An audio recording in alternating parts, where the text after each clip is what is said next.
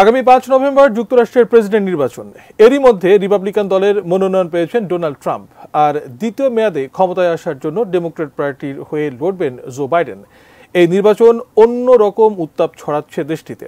সম্প্রতি প্রকাশিত এক জরিপ বলছে, নির্বাচন ঘিরে গৃহযুদ্ধের মতো পরিস্থিতি তৈরি হতে পারে মার্কিন যুক্তরাষ্ট্রে। আসলে কি ঘটতে যাচ্ছে যুক্তরাষ্ট্রে, আরও জানাচ্ছেন সহকর্মী সাইমুম প্রভা। ২০২৩ সালের ৭ অক্টোবর থেকে গাজা উপত্যকায় হত্যাযজ্ঞ চালিয়ে আসছে ইসরায়েল। সেখানে পূর্ণ সমর্থন জানিয়ে আসছে বর্তমান মার্কিন প্রশাসন।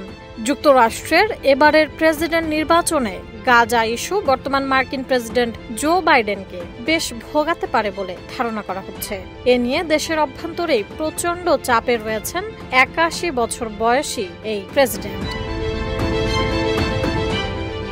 ইতোমধ্যেই বাইডেন প্রশাসনের গাজা নীতির বিরুদ্ধে ফুঁসে উঠেছে মার্কিন বিশ্ববিদ্যালয়ের শিক্ষার্থীরা। টানা কয়েক সপ্তাহ ধরে শিক্ষার্থীদের বিক্ষোভ আন্দোলনে উত্তপ্ত রয়েছে ক্যাম্পাসগুলো। শান্তিপূর্ণ সেই আন্দোলনে হামলা ধরপাকড়ও চলেছে। তবে দমে যায়নি সেসব শিক্ষার্থীরা, বরং দিনকে দিন সেই আন্দোলন জোরালো হয়েছে। ফলে জনমত অন্যদিকে ঘুরিয়ে দিতে শান্তিপূর্ণ বিক্ষোভকে ইহুদি বিদ্বেষ বলে আখ্যা দেয় ইসরায়েলপন্থী মার্কিন নীতি নির্ধারকেরা। অনেক বিশ্ববিদ্যালয়ে আন্দোলনরত শিক্ষার্থীদের উপর হামলা চালায় ইসরায়েলপন্থীরা।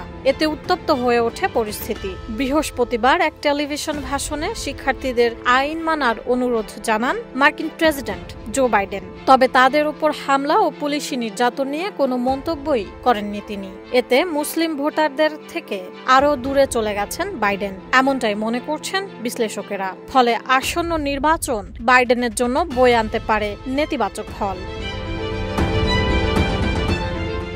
সানবিট সব দিবে সামাল। সানবিট ম্যাজিক প্রেস ডিশওয়াশিং এর মাথা ঘোরানো সলিউশন। আরও একটি গৃহযুদ্ধের দিকে এগিয়ে যাচ্ছে আমেরিকা। জনমত জরিপের পর এমন পূর্বাভাস দিয়েছে দেশটির খ্যাতনামা জরিপ সংস্থা রাসমুসেন। সংস্থাটি জানিয়েছে, বর্তমান প্রেসিডেন্ট জো বাইডেন যদি আবারও ক্ষমতায় আসেন, তাহলে যুক্তরাষ্ট্রে গৃহযুদ্ধ বেঁধে যাবে বলে মনে করেন ৪১% মার্কিন ভোটার। আর ১৬% ভোটার মনে করেন এমনটা নাও হতে পারে। এক প্রতিবেদনে এমন খবর জানিয়েছে বার্তা সংস্থা তাস। জরিপে অংশ নেওয়া ৪৯% উত্তরদাতারা মনে করেন না যে আগামী ৫ বছরে একটি গৃহযুদ্ধের মুখে পড়বে যুক্তরাষ্ট্র। আর ১০% মানুষ জানিয়েছে তারা এ বিষয়ে নিশ্চিত নন। অন্যদিকে ২৫% মানুষ মনে করেন সাবেক প্রেসিডেন্ট ডোনাল্ড ট্রাম্প জয়ী হলেই বরং গৃহযুদ্ধের কবলে পড়তে পারে ওয়াশিংটন।